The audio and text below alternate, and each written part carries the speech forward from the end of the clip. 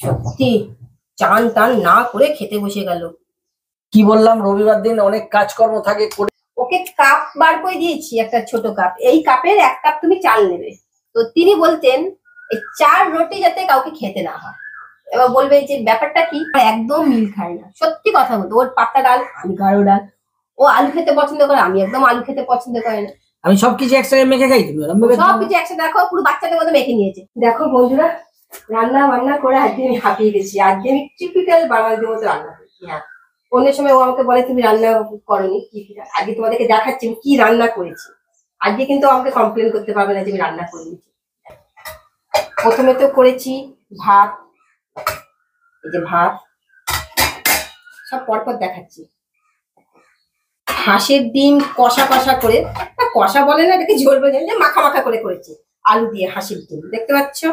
এ দেখো, আর একটা করেছি, না এটা করিনি, কালকে মুসুর ডাল ছিল পেঁয়াজ দিয়ে, সে পেঁয়াজ ফোড়ন দিয়ে করেছিলাম, সেটাকে মানে আজকে রেখে দিচ্ছি, ও খাবে বলে। ওর মুসুর ডাল খেতে খুব ভালোবাসে। আর কারণ কি ভালোবাসি না কেন, ওর তো মুসুর ডাল বারণ, সেই জন্যই ও ভালোবাসে।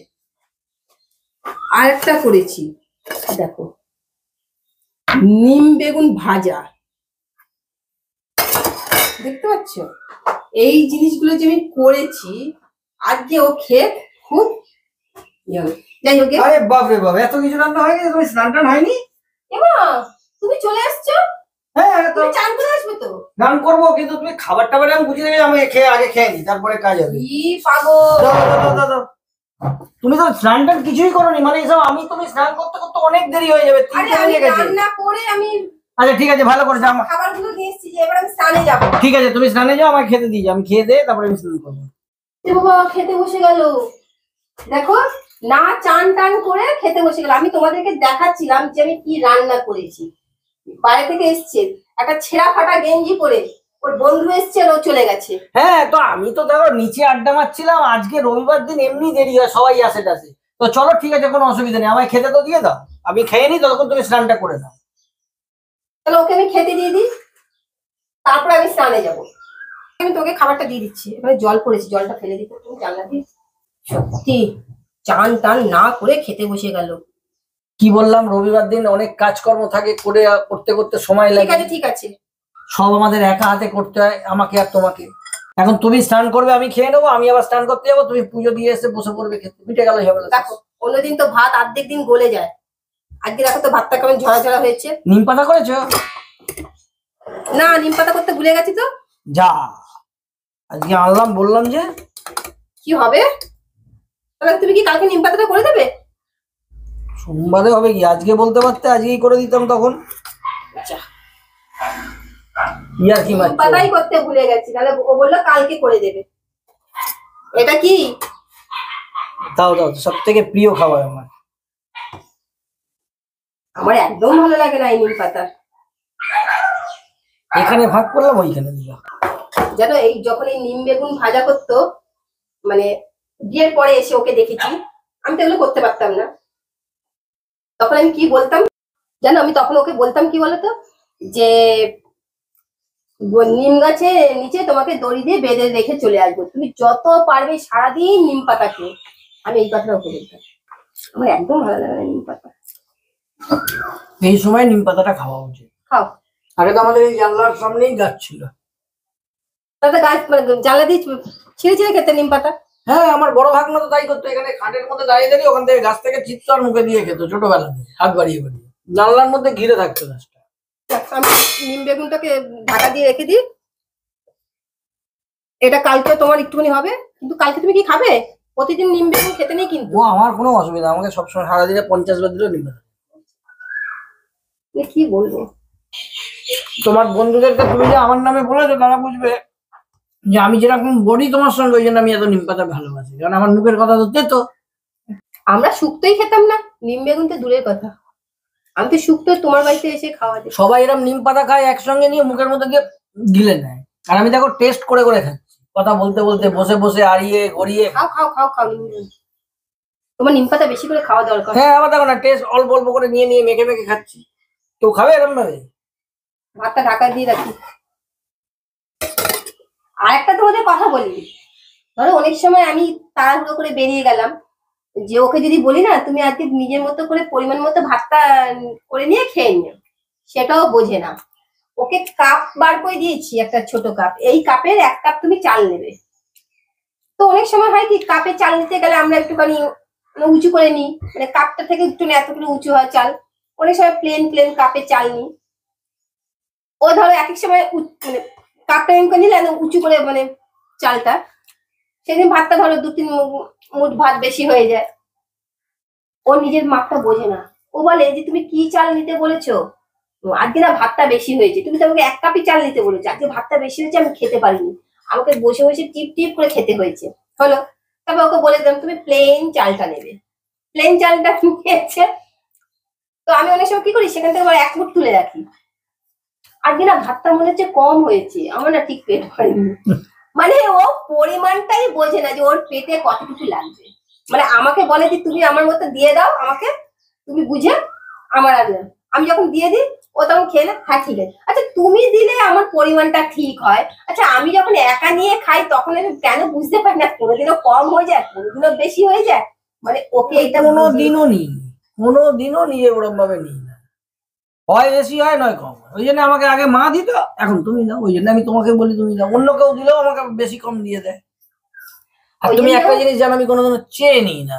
হ্যাঁ, ওর আবার একটা বাজে স্বভাব আছে, তুমি যাই দেবে না কেন চাইবে না। ওকে আমি প্রথম প্রথম বিয়ের পরে এসে বলতাম, আরে চাইবে না, চাইলে আমি তোমার কি করে বুঝবো তোমার পেটে কটা রুটি লাগবে। না চাই না মানে কিরকম, বেশি দিলে জোর করে বসে বসে খেয়ে নেবো, ফেলবো না, নষ্ট করবো না। কম দিলে কম খেয়েই উঠে যাবো, চাইবো সেটাও বলো। ওই জন্য একটা কথায় একটা আছে, এই যে চাইবো না 4, এই 4 সংখ্যাটা বা 4 রুটির কথা একটা অনেকে মানে এটা আমার দাদাজি বলতেন, মানে দাদাজি মানে কি বলবো বাংলায়, ঠাকুরদা। তো তিনি বলতেন এই 4 রুটি যাতে কাউকে খেতে না হয়। এবার বলবে যে ব্যাপারটা কি, 4 নম্বর রুটি যাতে কাউকে খেতে না হয়। পহেলা রুটি বা প্রথম যে খাবারটা মা বাবা দেয়, মাপ দিয়ে দেয়, তো দেখবে মন পেট ভরে যায় কিন্তু মন ভরে না, কিছুতেই মন ভরবে না, কারণ মা তো ভালোবেসে খাওয়াচ্ছে। আর সেকেন্ড খাবারটা বউ দেয়, বউ কিন্তু ভালোবাসা দিয়ে মন দিয়ে তৃপ্তি করে তাকে খাওয়ায় স্বামীদেরকে। সেকেন্ড রুটি। থার্ড রুটি যেটা হচ্ছে সেটা হচ্ছে ছেলের বউ, সে ভালোবাসা এবং কর্তব্য খাতিরে শ্বশুরকে দিচ্ছে। ছেলে অসুবিধা, আমার এটা কর্তব্য, আমাকে করতে হবে, তো ওই জন্য এই কথাটা আমার দাদু বলতেন। আর 4 নম্বর রুটি, এই 4 নম্বর রুটিটা কিন্তু বাড়ির পরিচালনা, যারা মানে কাজের, যারা পরিচালনার কাজ করে তারা, পরিচালক, পরিচালক, ওই ওই আমার বাংলাটা একটু ভুল হয়েছে, এইসব কাজ করে তো, হ্যাঁ যারা ঘর ধরে কাজ করে। 4 নম্বর রুটিটা ওরা, ওরা কিন্তু ভালোবেসে তোমাকে খাওয়াবে না। ওরা কি আমাকে এই কাজটা করতে হবে, ওরা তো টাকার বিনিময়ে ঘরে কাজ করছে, সেই ভালোবাসাটা সেই শ্রদ্ধাটা থাকবে না মালিকের প্রতি। দিতে হয় দেবে, হ্যাঁ দিতে হয় দেবে, এই 4 নম্বর রুটিটা। ওই জন্য আমার দাদু বলতেন যে সন্তানের প্রতি তো প্রত্যেকটা মা বাবাই ভালোবাসা থাকে, স্ত্রীরও কর্তব্য স্বামীকে নিষ্ঠাভাবে মন থেকে ভালোবাসা, এমনকি ছেলের বউ তো দায়িত্ব পালন করবে।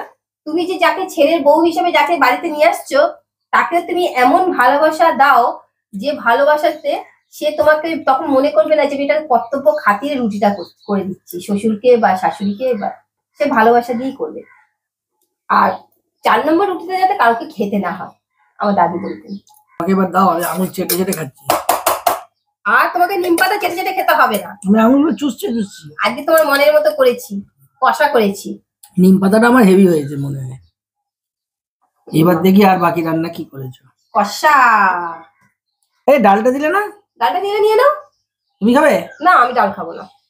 কেন খাবো না? কেন আবার কি? না কার জন্য করলে আমি সেটাই জিজ্ঞেস করছি। তোমার জন্য ডাল করিনি, ডালটা কালকে ছিল রাখা, একটু রেখে দিয়েছি। ভালো করেছো, তুমি তো জানো সবসময় ডাল ডাল খাও না, হ্যাঁ। আর তুমি যেরকম পাতলা ডাল খাও বাবা, আমি ওরকম ডাল খেতে পারি না। এই তো ভর্তি রে, আমরা ডাল খাবো, হাতে করে ডাল এরকম করে নিয়ে যাব, সারা রাস্তা কলকাতা ঘুরে আসবো, ডাল হাত থেকে পড়বে না। আর আমি যাই জলের মতন। এটা কি ছিবড়ে সব? ছিবড়ে কোথায়? এই তো পেঁয়াজ করেন তো। হ্যাঁ ডালগুলো তো সব ছিবড়া। কোথায় ডালগুলো ছিবড়া? যাই করি না কেন, আমি এরম ডাল খাই। একদম জলের মধ্যে দেখো টাল করছে পুরো, মানে সাঁতার গামছা করে নেমে যাবে। হেভি লাগে। এবার ডিম কষাটা কোথায় দেবো? এই যে পাতের থালায় দিয়ে দাও।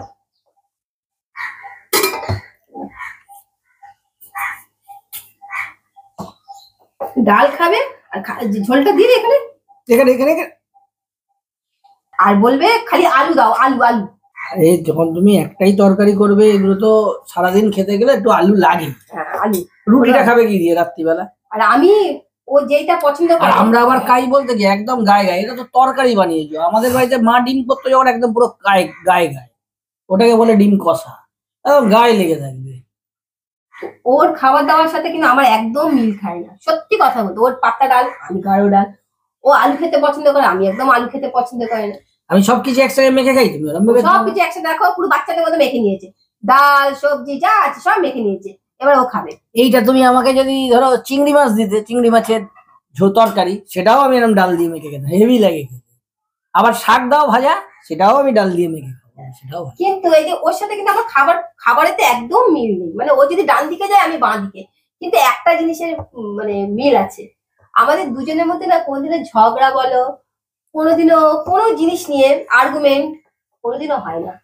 অনেকে বলে যে কি বলে, ওই জন্য জানো একটা চুপি চুপি বলি, অনেকে হেভি না। হ্যাঁ যে এদের মধ্যে তো কোনো ঝগড়া নেই, কোনো রাগ নেই, মানে আমি যেটাই করছি না ও সেটাই অ্যাকসেপ্ট করে না ওরা।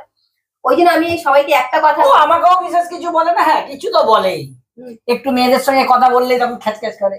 তো আমি ওকে সবসময় বলি, आदत एक नहीं होने से भी चलता है, थिंकिंग एक होना चाहिए। এই কথাটা আমি সবাইকে বলি। তো যাই না, আমাদের সেটা নেই, আদত কোনোটাই ম্যাচ খায় না একে অপরের সাথে, একদমই। কিন্তু আমরা যখন বসে যখন কোনো কথা বা যে কোনো পরিস্থিতি আমরা যখন আলোচনা করি, আমাদের সেটা কিন্তু দুজনেরই একই পয়েন্ট অফ ভিউ হয়। হ্যাঁ, তো সেই জন্য আমি সবাইকে একই কথা, তুমি তার সাথেই সংসার করতে পারবে, যে ওর সাথে আমার ম্যাচ করছে না, তুই ওকে ছেড়ে দিয়ে চলে আয়। কেন ম্যাচ করছে না তো কি আছে? এর কোনো মানে নেই যে হাজবেন্ড ওয়াইফ মানে তাকে তার মধ্যে টোটাল 36 কা গুণই মিল হবে না। ওই যে সবার আগে আবার সেই পুরোনো কথাটাই বলবো, आदत एक नहीं होने से भी चलता है, थिंकिंग एक होना चाहिए। তো আমাদের দুজনের থিঙ্কিংটা এক বলে আজ অব্দি সেই ঝগড়াঝাটিটা হয়নি কোনোদিনও না।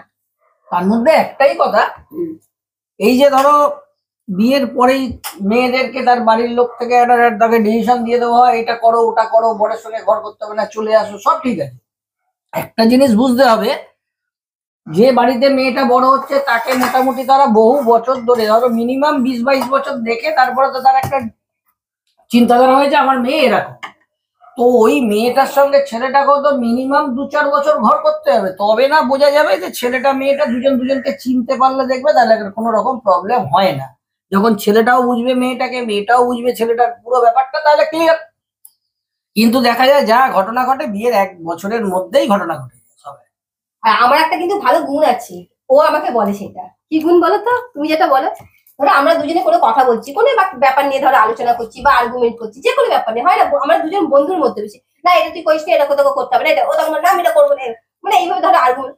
সেই সময় ধরো কোনো থার্ড ম্যান যদি এসে বলে আমাকে যে না ও যেটা করছে এটা তো ঠিক ছিল, বা আমাকে যদি বললো না ও যেটা, তখন আমি স্ট্রেট তাকে একটা কথা বলে দিই, আমরা দুজনে যখন কথা বলছি আপনি কিন্তু কোনো কথা বলবেন না, আমরা ঝগড়া করব, ঝাঁটি করব, যাই করব, আমরাই ওটা মীমাংসা করবো। এটা উচিত না তো, কারণ আম দুধ মিশে যাবে, কিন্তু ওই যে বলতে আসছে মধ্যিখানে থার্ড সেই কিন্তু আলাদা হয়ে যাবে।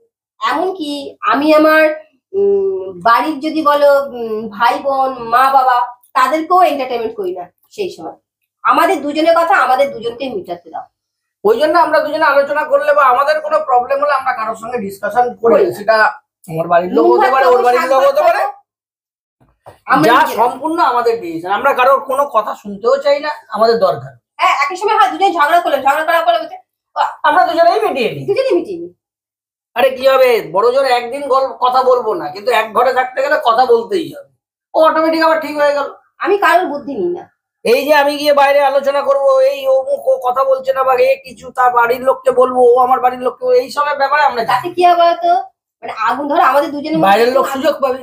হ্যাঁ, যতটুকু আগুন লাগছে তারা এসে কিন্তু আরো বেশি করে, তো ওর তো এটা করা উচিত ছিল না, ওর এটা করা, তোর এটা করা উচিত ছিল না, মানে ওকে বলবে, মানে দুজন দুজনকে, তার থেকে কারোর কথা শুনবো না, আমরা একে অপরের কথা শুনবো।